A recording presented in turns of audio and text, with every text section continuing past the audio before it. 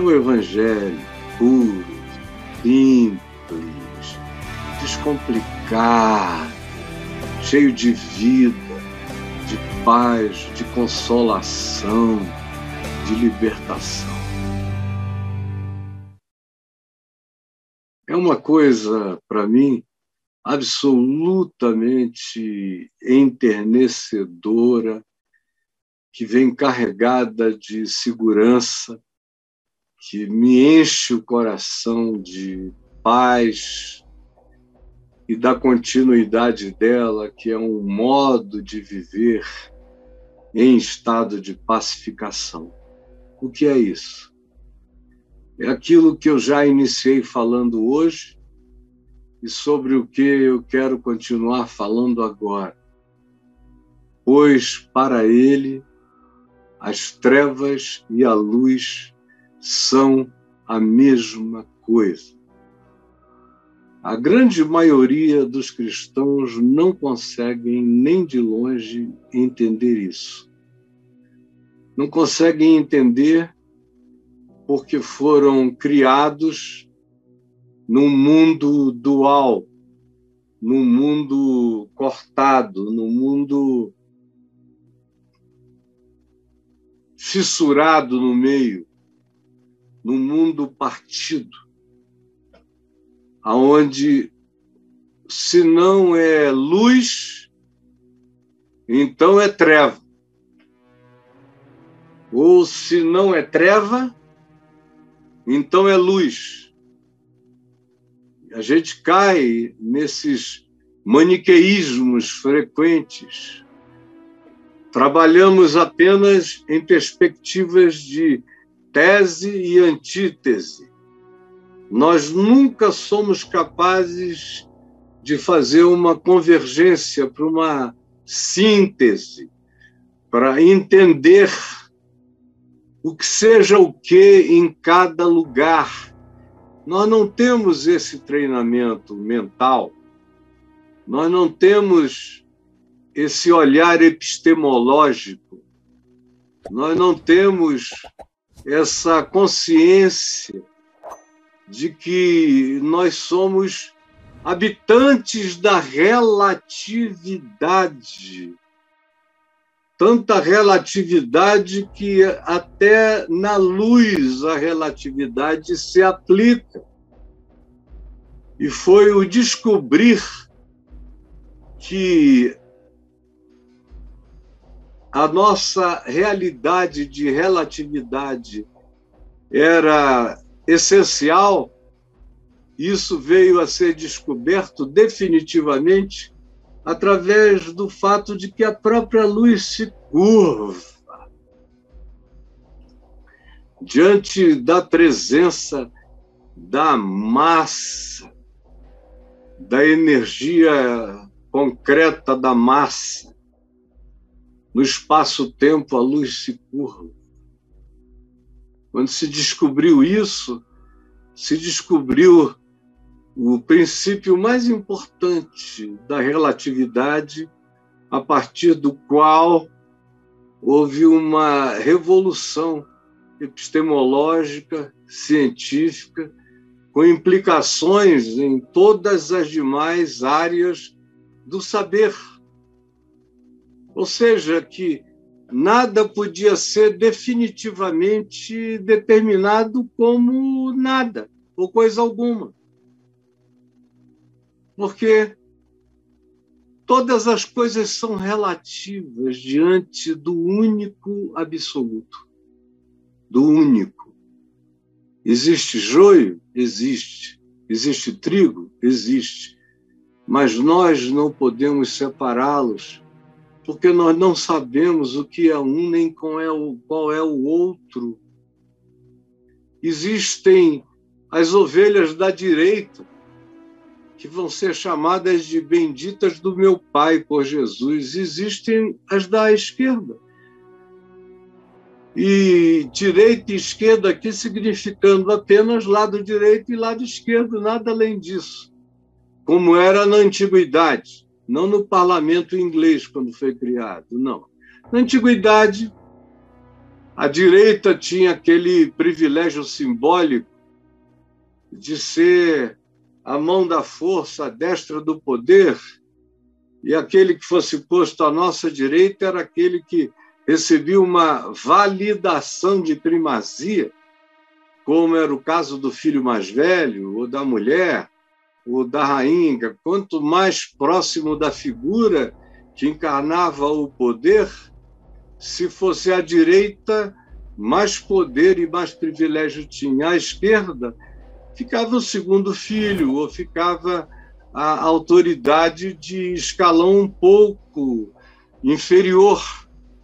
Ou, nas parábolas de Jesus, em muitas delas, ou em algumas delas, a direita significa o lado dos aquinhoados e a esquerda o lado daqueles que foram destituídos da vida e da graça. Então, existe céu? Sim, existe céu. Existe inferno? Sim, existe inferno. Mas nenhum ser humano está autorizado a colocar ninguém no inferno. E está autorizado a ter a esperança de que, por alguma graça de Deus, no entanto, todos possam encontrar misericórdia. Não devemos julgar uns aos outros, por quê? Porque nós somos habitados por relatividade. O nosso olhar enxerga de um determinado ângulo, não enxerga do outro. Não enxerga do outro. Você está acostumado a me ver aqui. Você não tem a menor ideia do que está atrás de você.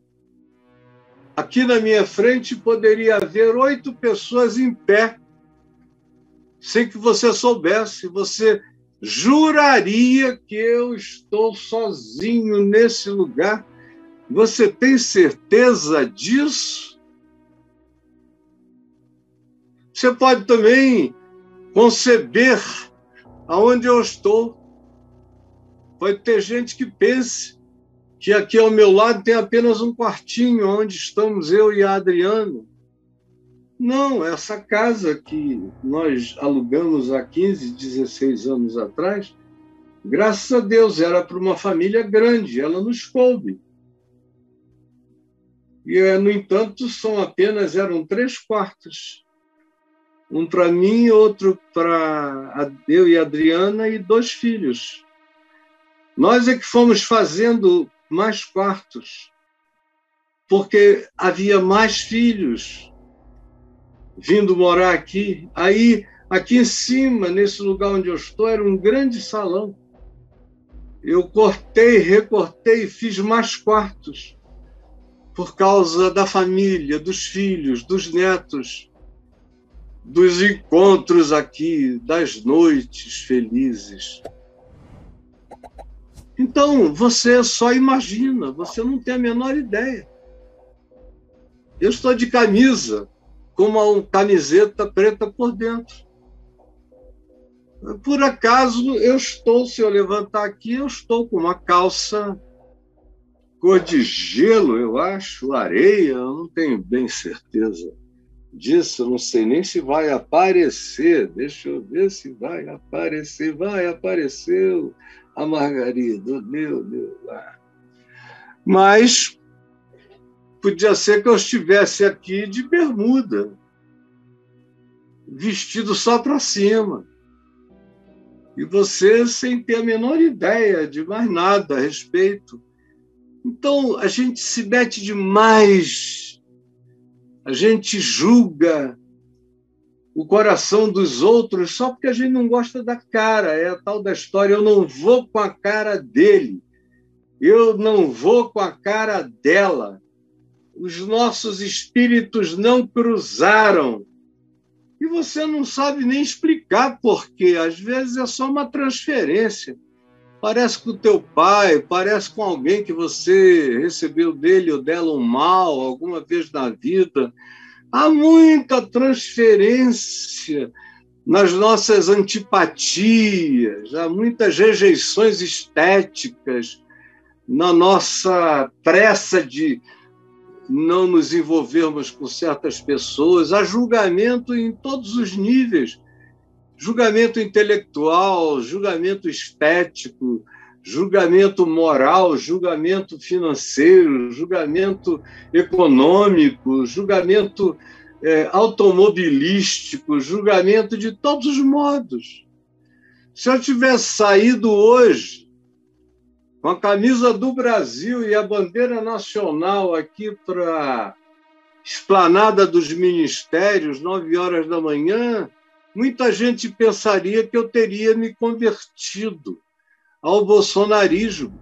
Parece até que eles têm o direito de primogenitura sobre o verde, amarelo, azul e branco, sobre o uniforme nacional e sobre a bandeira brasileira, o que é mentira. Se tivéssemos que dar essa honraria para alguém nesse país, lá mesmo, na Praça dos Três Poderes, havia algumas centenas de índios acampados, graças a Deus, cujas barracas foram protegidas pela força policial. Eles, sim, mereceriam estar segurando a bandeira nacional. Mas aqueles que estavam lá, provavelmente quase ninguém. E tinha gente motivada por todas as motivações, até para ver se ganhava uma gatinha que convidou o cara para ir. Qualquer história, tinha de tudo ali. Como tem de tudo em todos os lugares, tem de tudo na igreja.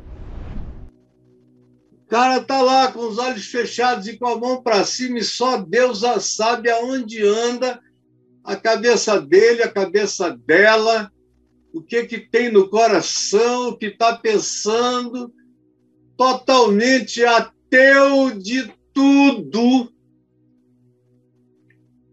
Mas está lá em adoração, para ser contemplada, e tem gente dizendo que santa, que santo, que linda, que lindo, que coisa maravilhosa, porque praticamente a gente vive na ilusão.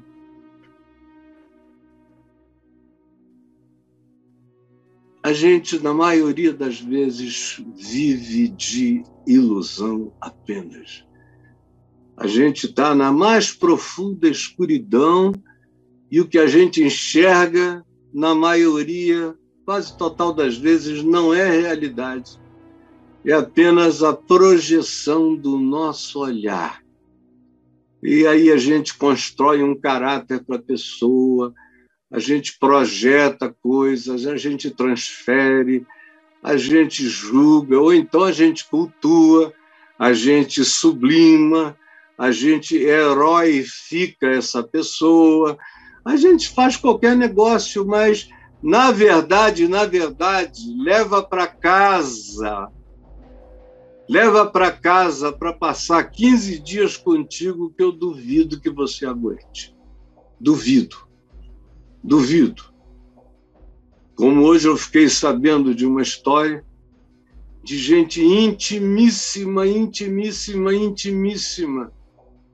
de um dos lugares de poder e de influência, de força política nesse país extraordinário, e que saiu de lá da intimidade dizendo: meu Deus, aquilo ali é uma coisa de doidos, de malucos, aquilo ali é pior do que qualquer coisa que eu já vi ou eu podia imaginar na minha vida, e pulou fora, ganhando muito, muito bem, pulou fora e disse: Deus me livre.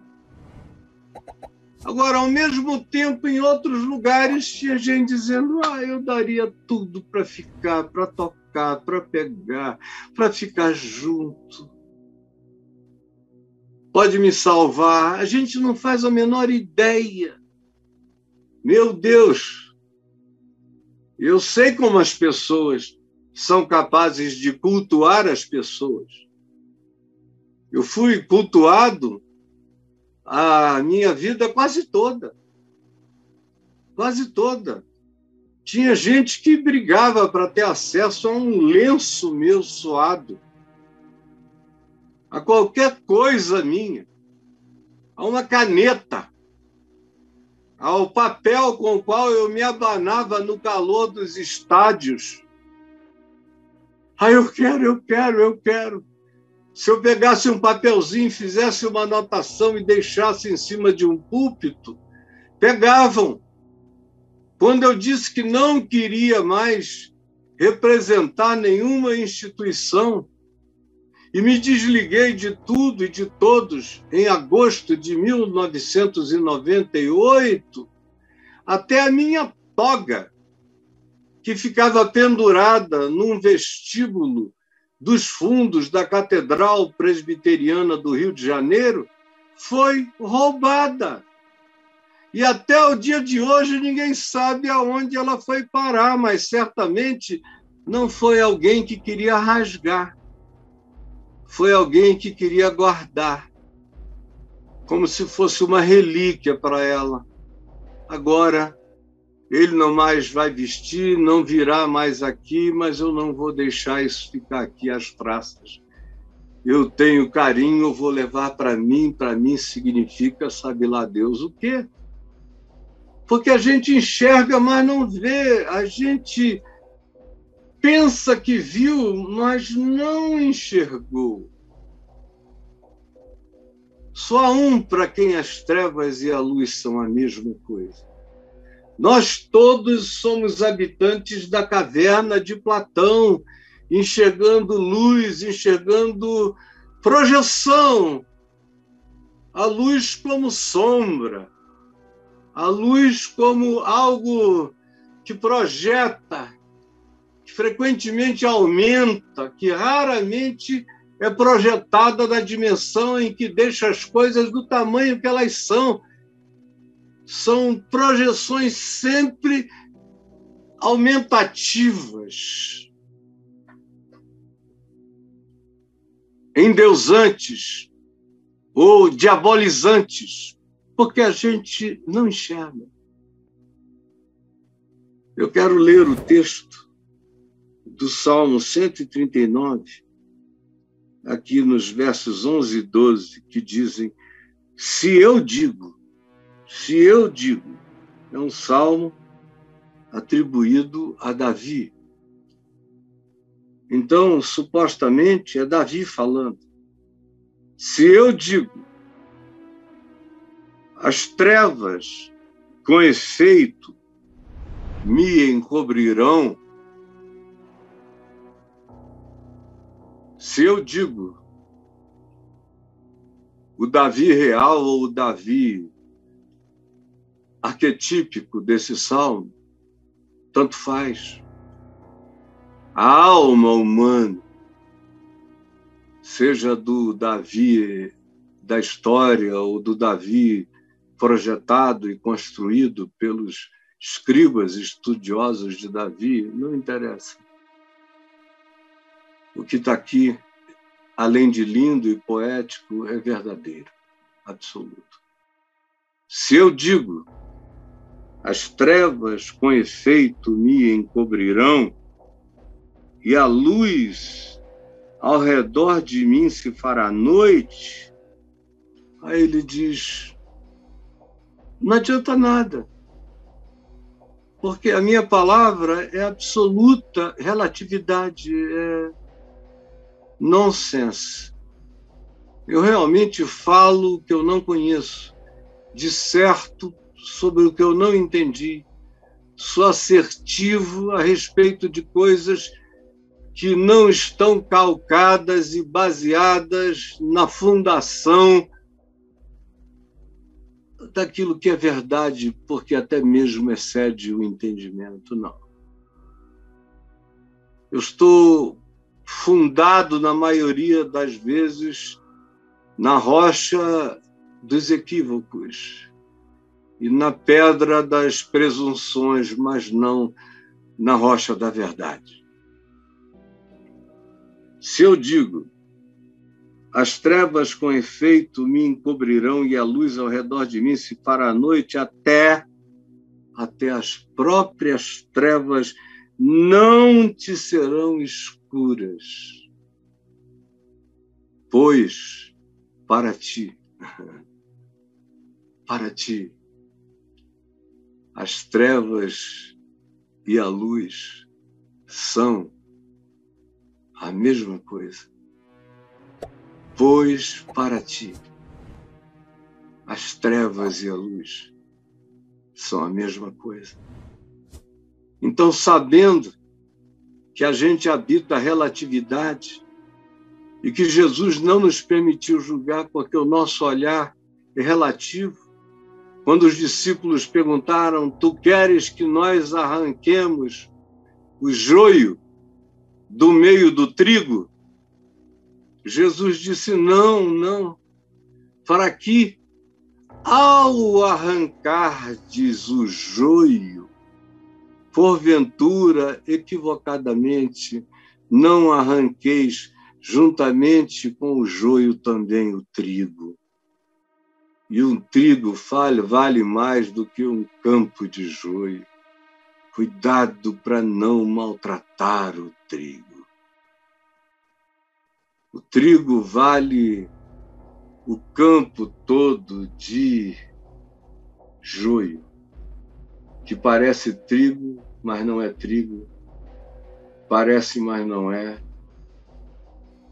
e não é porque não dá fruto, e não é porque não traz pão da vida para quem quer que dele busque se servir. Ele é uma mentira, ele só tem uma imagem, uma aparência, uma busca de semelhança, mas não é, na verdade. Jesus, no entanto, disse: não arranquem o joio, para que, porventura, não arranqueis equivocadamente, erradamente, também o trigo. O trigo vale o convívio com todas as mentiras à nossa volta, na sociedade, em todos os ambientes. O que eu não posso é matar trigo. O que eu não posso é deixar trigo morrer.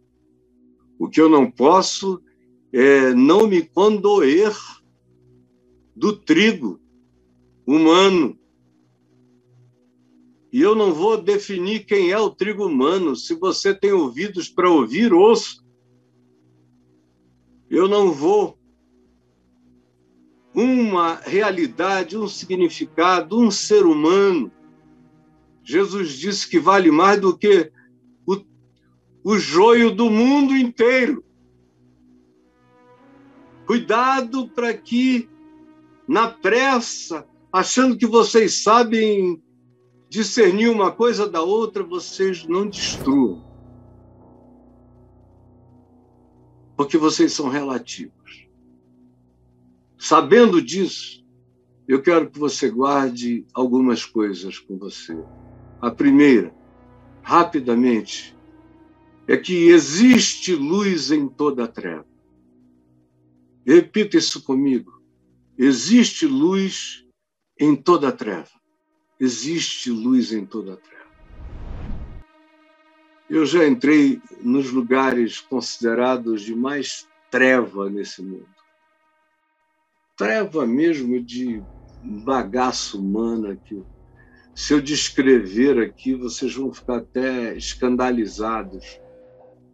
Porque, como dizem os americanos, the description is too picturing.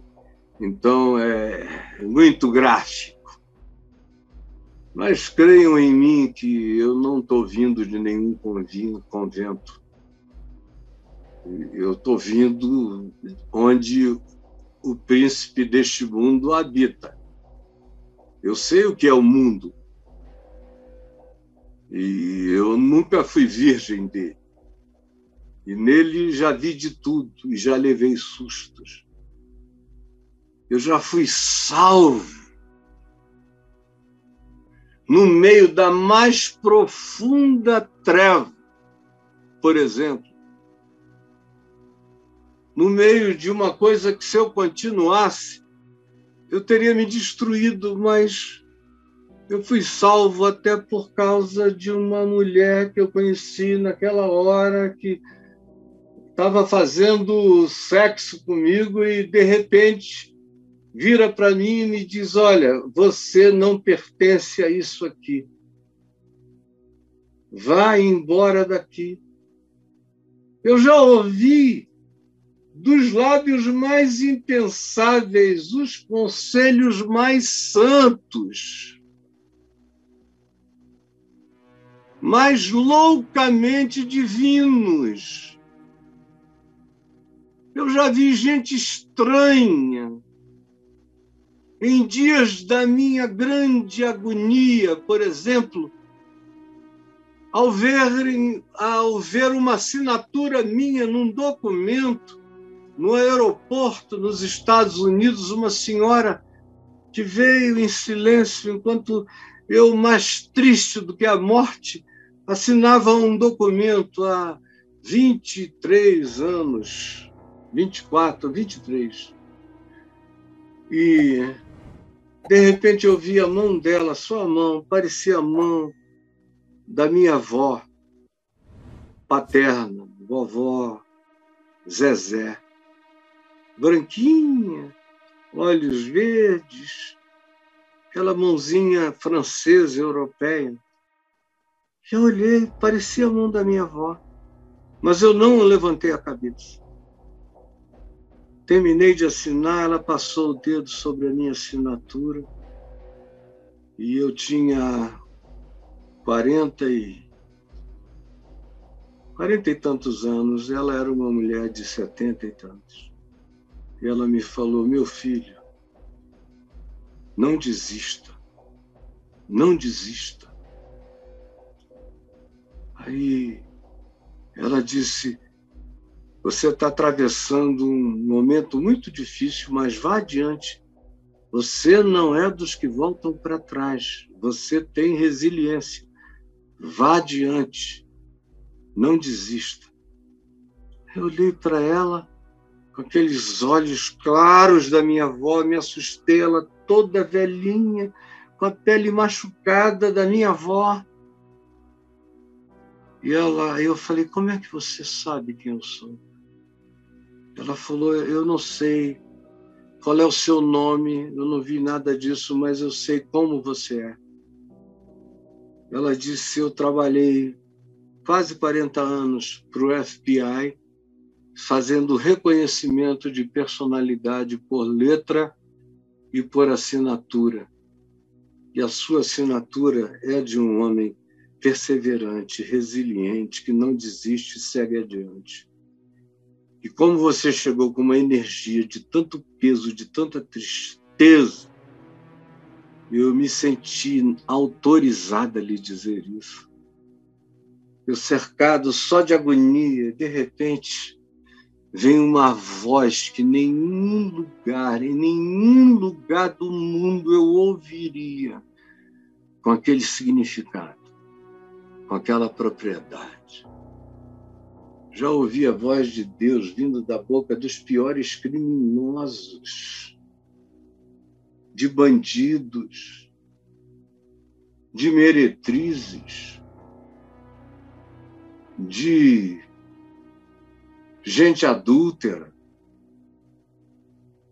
de pessoas que eu julgava que não tivessem absolutamente nada, de repente, do nada, me disseram algo que me abriu os olhos e me fez mudar o curso de um caminho. Assim como eu sei que na minha vida, para outras pessoas, isso acontece milhares, milhões de vezes, acontece também comigo, às vezes no meio das piores situações e vindo da boca de gente que eu não esperava ouvir um oráculo. Eu já ouvi a verdade de Deus vinda da boca do diabo para mim, forçado a falar, de demônios em pessoas, que não queriam falar, mas eram forçados a falar, rangendo os dentes. Eu não suporto mais. Eu não quero falar, mas eu tenho. Eu não aguento. A luz, a luz.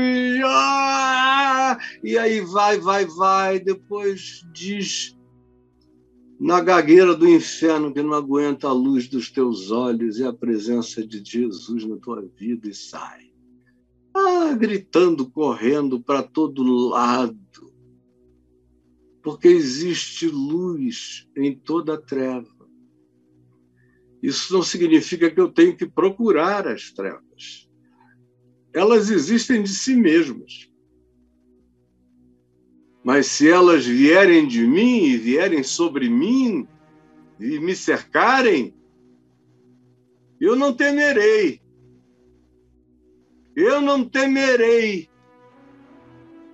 Porque ainda que eu ande por esse lugar de treva absoluta, eu não temerei. Eu carregarei a mesma confiança e eu sei que não existem lugares onde Deus não fale. Não existem pessoas que não venham a ser usadas por Deus mesmo quando não querem. E existem pessoas que, mesmo fazendo aquilo que não deveriam e publicando aquilo que é mentira, estão abrindo a porta para uma luz que vai iluminar.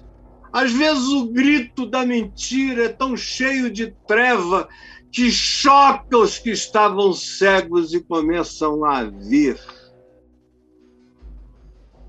Porque existe luz em toda a treva. Como a pessoa que eu usei de ilustração no início, que estava nesse lugar de poder incomparável e saiu correndo porque não aguenta mais a podridão humana da relação entre todos eles, que deixou de ganhar um monte de coisas, ela viu isso assistindo o erro, a mentira, o ódio e o engano. No início, ela estava lá achando que era uma honra suprema e sublime. Depois ela viu, quando os olhos dela foram abertos pelo excesso de trevas, ela então enxergou a luz e correu fora. Por que não correu 1 ano antes, 2 anos antes? Ela ficou muito tempo lá. Por que só agora? Porque chega uma hora em que a própria treva esbofeteia o cego e ele enxerga. E ele vê, não importa como, existe uma soberania da luz em toda a treva. A segunda coisa que eu quero que você guarde é esta. Se existe, de fato, luz em toda a treva, existe também treva em toda a luz. Eu não estou falando da luz de Deus. Deus é luz e nele não há treva nenhuma. Meu Deus, eu sei quem é Deus. Sei que ele é luz e que nele não há treva nenhuma. Eu sei. Como eu também sei que entre os seres humanos, acerca dos quais se possa dizer que sejam luzes do mundo, ou como Pedro disse, sois como luzeiros no mundo, ou como Paulo diz, sois filhos da luz, não filhos das trevas. Como a gente vê nos evangelhos, Jesus dizendo claramente, pois os filhos das trevas são mais hábeis na presente geração do que os filhos da luz. Tem muito mais malandragem, eles sabem das coisas. No entanto, existe treva naquilo que você chama de luz, assim como existe luz naquilo que você chama de treva. Existe luz. Eu já vi muita treva na luz. E outro dia eu estava conversando com um amigo de infância, cristão, a vida inteira, piedoso, toda a vida. E eu falei, olha, fulano, quando eu cheguei na meia-idade, eu já tinha visto tudo de tanta coisa. Era como se eu tivesse vivido 30 anos de exercício do poder nos bastidores de todos os grupos de poder religioso, vendo a louça, a roupa suja, as cuecas, as calcinhas, os abortos, os mods pendurados, os textos de maldição, os ódios destilados, os venenos cuspidos, visto tudo, tanta coisa. Disso que você chama de luz, disso que você me diz que luta para tentar preservar ainda.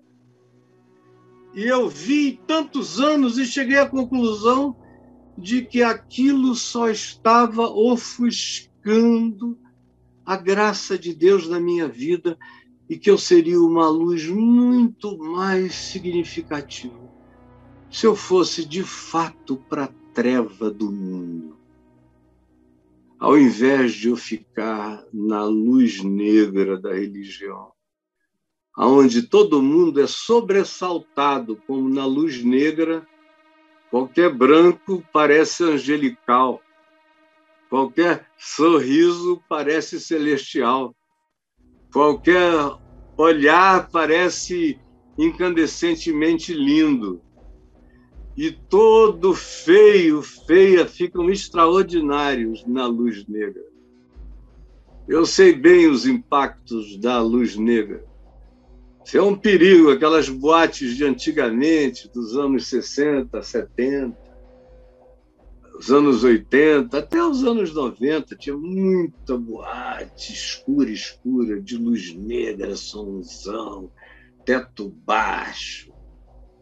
Aí era só luz negra, você quase não via direito as pessoas. Aí uma mulher não interessante ficava gostosa, uma mulher não tão bonita ficava meio linda, uma boca meio mal feita ficava carnuda e desejável, olhos que não eram essas coisas ficavam grandiosos.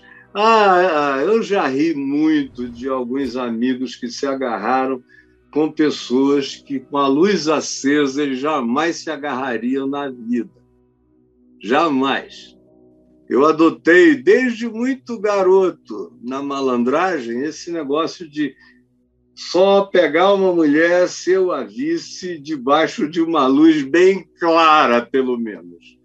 Porque na luz negra era fria. Sempre quase fria. Desculpem, fechando parênteses. Mas eu sei que existe treva em toda a luz, e agora voltando ao exemplo espiritual. Dos lugares que a gente diz que são lugares de luz, de temas que a gente usa, dizendo que são temas de luz. Por exemplo, hoje eu ouvi pessoas falando em tradição, em conservador, em conservação, como uma coisa divina. Mas Jesus disse em Marcos 7, vocês transgridem a palavra de Deus porque vocês cultuam a tradição. Frequentemente a tradição destrói a eclosão do novo de Deus na vida humana, na sociedade humana, em qualquer coisa. Eu ouvi gente louvando a família, e eu me perguntando o que para eles é família. São apenas um pai e uma mãe que se odeiam, nunca se divorciaram, mas se batem, se espancam, e filhos que acham aquilo um inferno, mas que esquecem toda vez que vão à igreja, que passam o máximo de tempo longe dessa família, porque estar lá faz mal ao espírito. O que é família? Eles não sabem o que é família.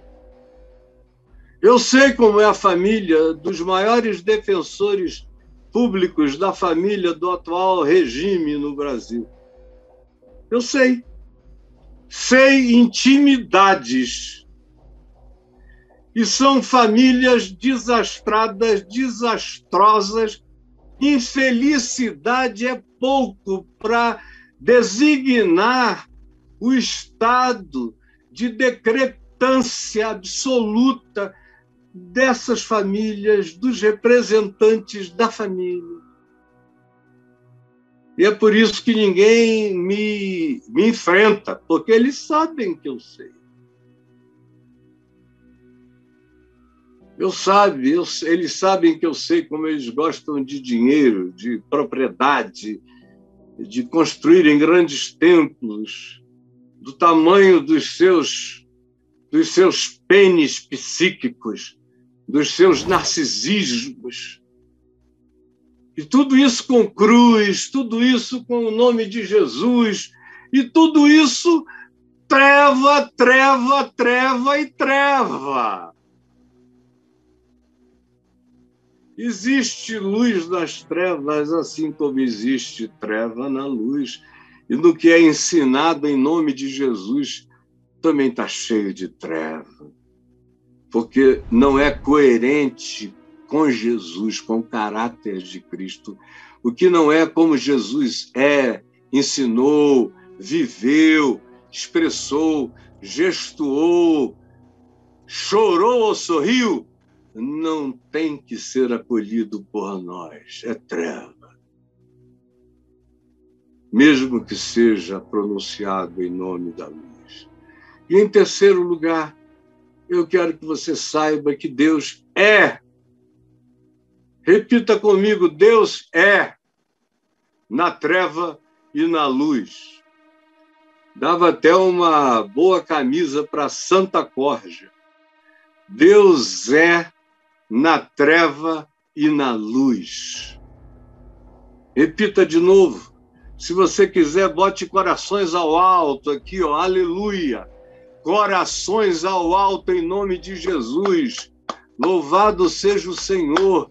Deus é, repita comigo, onde você estiver, Deus é na treva e na luz. Deus é na treva e na luz. Deus é na treva e na luz. Aí eu vejo um monte de pais preocupados porque dizem que os filhos estão nas trevas. Aí eu pergunto, por quê? Não, porque ele deixou de ir à igreja. Geralmente eu digo, por favor, ele deve ter tido alguma razão.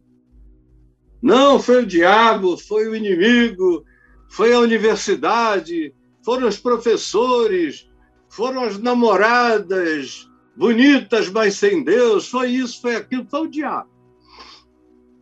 Mas eles nunca conversaram, nunca se converteram, pais aos filhos e filhos aos pais, anos e anos sem essa experiência,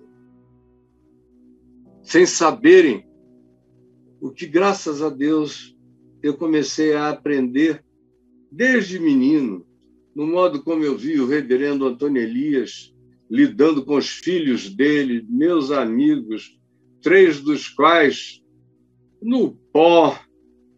A cannabis era brincadeira, era de bola e ácido para lá. E ele nunca se preocupou. Quando perguntavam a ele, ele dizia, uma fase, vai passar. Eles são de Deus. Mas nunca deixou de ser amigo, de conversar. Eu, que vivia lá, quando gente começou a vir dizer que você está vendo como é que o Caio está uma coisa insuportável, todo drogado, além de tudo, brigão e não sei o quê, e tá. Ele disse, é só uma fase. Ele é um ungido do Senhor, coitado. Ele vai voltar, ele deve estar descontando o atrasado para chegar aqui. Mas ele é do Senhor. Ele é do Senhor. Porque Deus é na treva e na luz. E como eu já disse, nas trevas eu ouvi tanta palavra de luz, enquanto na luz eu tenho ouvido as maiores mentiras das trevas contadas em nome de Jesus. No entanto, Deus é. Até na assembleia dos mentirosos, Deus cura. Deus opera milagres. Deus sara doentes. Porque Deus passa por cima do mentiroso do microfone. Chega direto nos carentes, aflitos, necessitados, que não tem nada a ver com esse pretenso mediador e que estão orando em dor, pedindo que o único mediador tenha compaixão deles. E o Senhor passa por cima e cura. E esses, que são os mentirosos do microfone, ficam pensando que é por causa deles e do ministério deles, até que vai chegar aquele dia em que Jesus diz: e então eu lhes direi naquele dia: apartai-vos de mim, todos vós, os que praticais a iniquidade, apartai-vos. E eles vão dizer: mas nós curávamos, fazíamos milagres, praticávamos prodígios, tudo isso em teu nome. E ele vai dizer: eu não sei quem vocês são. Nunca vi vocês na vida. Nunca. Deus é nas trevas, socorrendo quem não tem nada a ver com a treva promovida. Ou frequentemente ainda iluminando aquele que vem no meio da mais profunda treva. Como Paulo disse dele mesmo, em 2 Coríntios 4, ele vinha nas trevas com um véu na cara, quando de trevas resplandeceu a luz. Haja luz e houve luz, e ele disse, e resplandeceu a luz de Deus. Resplandeceu a luz de Deus, e eu vi a luz de Deus na face de Cristo. No meio das trevas, a soberania de Deus invade, como eu vi fazer com tantos. E entrei num estado de não angústia. Eu entrego a Deus, eu oro, eu confio, eu confirmo, e todos vão chegando, voltando. Eu vi como meus pais me trataram com paciência extrema e joelhos no chão. De repente eu estava ajoelhado sem saber como e nem porquê, porque Deus é na treva, tanto quanto Ele é na luz. Na luz Ele é Deus para iluminar as nossas mentiras e presunções e arrogâncias e soberbas, para nos salvar da luz como presunção enganosa, como encandeamento que cega o olho daquele que pensa que tudo vem dele próprio. Mas ele é luz na treva, aonde a gente imagina que dali não poderia sair coisa boa, do vale da sombra da morte, do vale das angústias, das aflições, das corrupções, das impossibilidades humanas totais, como foi a visão que ele deu ao profeta Ezequiel do vale de ossos secos. Podem, porventura, viver esses ossos secos, Ezequiel? Ezequiel olhou e disse: Senhor Deus, tu sabes. Uma coisa Ezequiel sabia, é que existe luz nas trevas e que existe treva na luz. Sabia, no entanto, que Deus é na treva e na luz. Por isso ele diz: Senhor Deus, tu sabes, tu és. Eu sei e confio que tu és. E se tu és por mim, quem será contra mim? Se tu és por mim, quem me separará do teu amor? Se tu és por mim, o que terá poder de entre nós se interpor? Eu sei que Deus é por mim. Eu sei que mesmo quando nós somos infiéis, Ele permanece fiel, porque não pode negar-se a si mesmo. Ele é fiel ao seu próprio caráter, não ao meu caráter. É por isso que eu posso ser subitamente invadido pela luz nas minhas trevas.